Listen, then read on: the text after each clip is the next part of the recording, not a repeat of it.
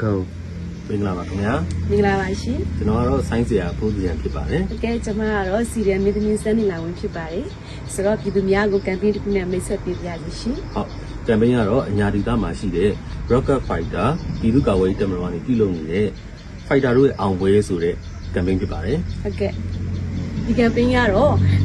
ငွေကြေးဆိုရင်တော့ဒါ300ကမ်ပိန်းပေါ့နော်။ဒီကမ်ပိန်းရဲ့ရည်ရွယ်ချက်ကတော့ရှေ့တန်းမှာတကယ့်ကိုရိုးရိုးရှင်းရှင်းနဲ့တိုက်ပွဲဝင်နေကြတယ်ကျွန်မတို့ရေးဖော်တဲ့အတွက်ပေါ့နော်။အသက်အန္တရာယ်ကတကယ့်ကိုအရေးကြီးပါတယ်နော်ဒီအသက်အန္တရာယ်ကိုကောက်ကွယ်ရအတွက်ကြီးကာလုပ်တဲ့ကမ်ပိန်းဖြစ်ပါတယ်ရှင်300ကမ်ပိန်းပါ အဲ့တော့အညာမှာရှိတဲ့အညာသားတွေကနေပြီးတော့ပြုလုပ်တဲ့ကမ်ပိန်းတစ်ခုလည်းဖြစ်တယ်ပေါ့နော်အဲ့တော့ကျွန်တော်တို့စက်တင်ဘာကျန်ခဲ့တဲ့စက်တင်ဘာတော့ဆိုရင်ကျွန်တော်တို့မီးရှို့ခံလိုက်ရတယ်ပေါ့နော်မီးရှို့ခံလိုက်ရတယ်အဲ့ဒီမှာပစ္စည်းတချို့တစ်ဝက်တွေလည်းပါသွားတယ်စစ်ဆောင်ပြည်သူတွေရဲ့အိုးအိမ်တွေလည်းမီးပြေးတဲ့ပါသွားတယ်ပေါ့နော်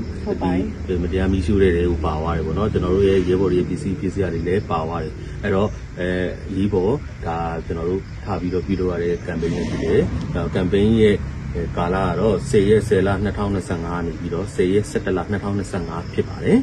ကဲပါရှင်ဆိုတော့ဒီ300ကမ်ပိန်းမှာပေါ့နော်ကြီးက300ကမ်ပိန်းမှာပြည်သူများအနေနဲ့နိုင်တဲ့ဖက်ကနေပြီးတော့တာဝန်လေးတွေကိုကိုစီတန်းဆောင်ပေးဖို့အတွက်ဒီနေရာလေးကတိုက်တွန်းပြရစီရှင်ဟုတ်ကဲ့ကမ်ပိန်းနာမည်လေးပြန်ပြီးတော့ပြောပြရစီ Rocket Fighter ပြည်သူ့ကာကွယ်ရေးတပ်မတော်ကနေပြုလုပ်နေတဲ့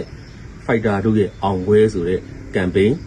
page လေးလည်းကျွန်တော် comment box မှာချပေးထားပါတယ်ပေါ့နော်အဲဒီရဲ့ page မှာတွားရောက်ပြီးတော့ပြည်တွင်းပြည်ပမှာရှိကြတဲ့ဒေါ်လာမီးဘပြည်သူများအားလုံးနိုင်တဲ့တာဝန်လေးပါဝင်ပြီးတော့ထမ်းဆောင်ကြပါအောင်လို့ဒီနေရာနေပြီးတော့တောင်းဆိုရပါတယ်ဟုတ်ကဲ့ပါရှင်ကျေးဇူးတင်ပါတယ်